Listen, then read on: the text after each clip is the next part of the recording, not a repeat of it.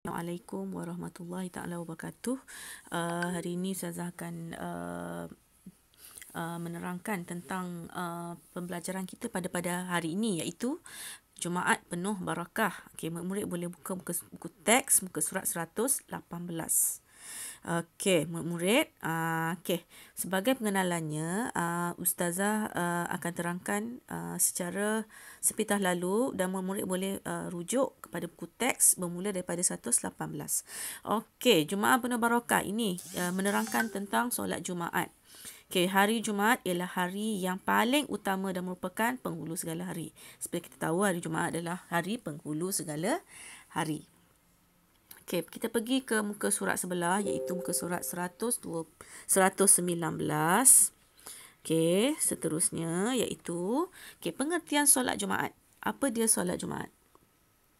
Okey, solat Jumaat adalah solat 2 rakaat dilakukan secara berjemaah pada hari Jumaat dalam waktu Zuhur dengan didahului oleh khutbah. Ada 2 khutbah. Ingat isi penting dia di sini iaitu 2 rakaat. Okey, ingat 2 rakaat. Okey, seterusnya dilakukan secara berjemaah. Okey. Okey, secara berjemaah. Okey, seterusnya hari Jumaat. Okey, hari Jumaat pada waktu Zuhur. Okey, dan seterusnya didahului dengan 2 khutbah. Itu adalah poin-poin yang penting di dalam pengertian. Okey, solat Jumaat adalah 2 rakaat. Okey, dilakukan secara berjemaah pada hari Jumaat pada waktu Zuhur. Didahului dengan 2 khutbah. Okey, kita pergi kepada dalil dia. Okey, dalil dia adalah auzubillahi minasyaitanirrajim. Bismillahirrahmanirrahim. Ya ayyuhallazina amanu idza nudiya lis-salati min yaumil jumu'ah fas'au ila dzikrillah wa zarul bai'. Dzalikum khairul lakum in kuntum ta'lamun. Suratul Jumu'ah ayat 62. Maksudnya, wahai orang-orang beriman, apabila kamu diseru untuk mengerjakan solat pada hari Jumaat, maka bersegeralah kepada mengingati Allah dan tinggallah jual beli. Yang demikian itu lebih baik bagi kamu jika kamu mengetahuinya. Nak khabarnya, solat Jumaat ni sangat penting. Ya, sebab apa? Sebab jual beli pun dia khabar suruh berhenti daripada berjual beli. Tinggalkanlah solat Jumaat. Tinggalkanlah jual beli ni dan solatlah Jumaat. Okey. Okey, hukumnya adalah iaitu fardu ain bagi lelaki Muslim yang cukup umur. Mesti wajib ke atas seluruh orang lelaki yang cukup umur. Kalau orang lelaki yang tak cukup umur macam anak-anak boleh tak? Boleh, digalakkan. Ya, digalakkan. Bukan nak kata wajib, digalakkan. Okey. Okey, kita pergi ke seterusnya. Okey, iaitu muka surat 120. Okey, iaitu kita tengok apa yang nak faham lebih sikit. Mesti lelaki mungkin faham lah daripada perempuan. Sebab orang perempuan dok pergi sembahyang Jumaat, orang lelaki faham. Okey, tapi walau macam mana pun ada juga yang tak faham. Okey, sekarang ni saya terangkan. Okey, sekarang mudah dengan ayat mudah. Okey, tengok gambar yang pertama ni. Okey, gambar pertama ni. Benda apa? Okey, orang tengok azan Allahu Akbar, Allahu Akbar. Okey, azan pertama masuk. Masuk pada waktu zuhur. Waktu zuhur. Okey, azan kedua. Allahu Akbar, Allahu Akbar. Okey, khatib pun naik ke atas mimbar sebelum membaca khutbah. Naik atas mimbar. Mimbar tu macam mana? Okey, tengok gambar nombor 2 ni. Dia duduk atas. Kalau masjid tu ada satu tempat yang tinggi sikit. Atas tu Okey, dengan memakai pegang tongkat. Okey, khatib membaca khutbah pertama. Perempuan-perempuan baca. Dan kemudian duduk sebentar atas mimbar selepas khutbah pertama. Duduk sekejap. Duduk ada kursi. Okey, bangun pula lepas azan kedua ni berlaku.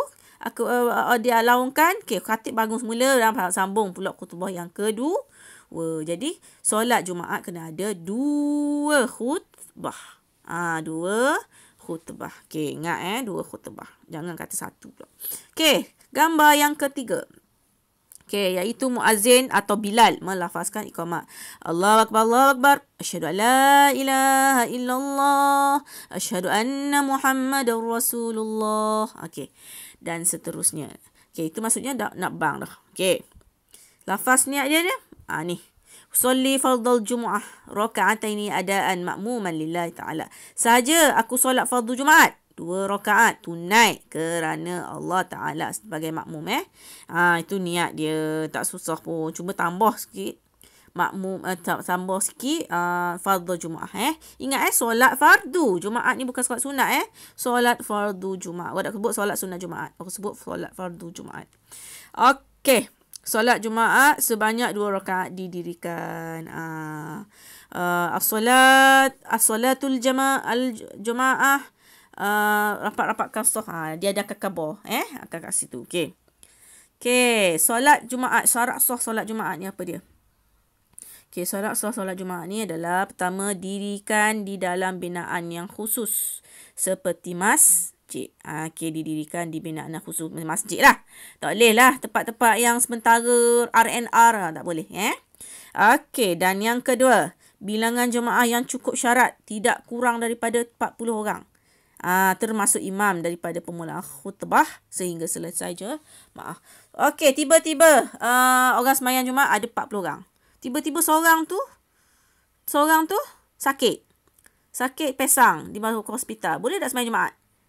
Tak cukup tu. Dia kena wajib pula. Dia kena wajib 40 orang. Walaupun sedikit tak boleh. Tak boleh.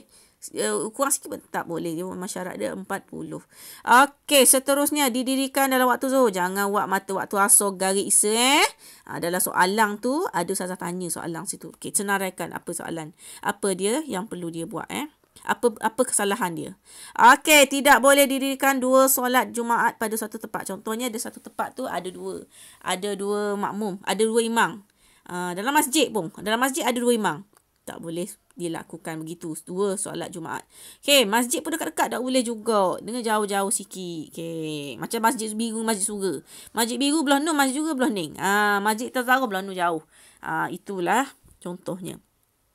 Okey, didirikan secara berjemaah nombor 5. Okey, tak boleh buat seorang jangan buat seorang. Tak boleh sembahyang Jumaat kena seorang sebab dia buat dia syarat dia 40 orang. Okey, seterusnya didahului dengan 2 khutbah. Tadi kan khatib duduk naik atas mimbar, turun naik mimbar tu Okey, 2 khutbah. Okey, belum dirikan solat Jumaat di qaryah yang sama sebelumnya. Dak sembahyang dah. Okey, tadi saya terang lain, ni terang lain. Okey, maksudnya dia sembahyang dah. Ia sembahyang Jumaat di qaryah yang sebelumnya. Ia tak sembahyang Jumaat dah sebelum ni, tidak di surau di masjid sebelumnya. Okey Okey, syarat wajib dia. Kita tengok syarat wajib pula, iaitu pertama mesti Islam, tak boleh orang kafir, tak boleh. Balik. Maksudnya budak-budak kecil ni boleh pergi sembahyang. Siapa kata tak boleh? Boleh digalakkan. Cuma tidak disyaratkan. Okey. Berakal, wajib akal. Orang gila tak boleh sembahyang Jumaat tiba-tiba mari orang gila. Tidak sah solat Jumaat dia. Dia lah.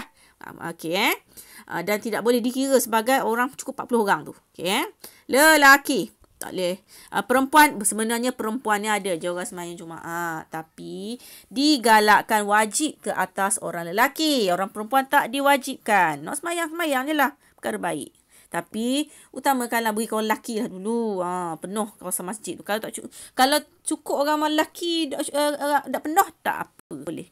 Okey, jangan kata tak boleh pula Okey, seterusnya bermukim. Tidak wajib musafir. Okey, macam musafir tadi awak nak faham. Okey, musafir ni contohnya orang tu nak pergi KL. Okey, orang tu nak pergi KL pukul 8, dia pergi KL. Lepas tu tiba-tiba pukul 1 sampailah di Gombak. Okey, adakah dia perlu sembahyang Jumaat? Okey, dalam situasi itu dia mesti solat Jumaat. Sebab apa? Sebab dia turun pukul 8.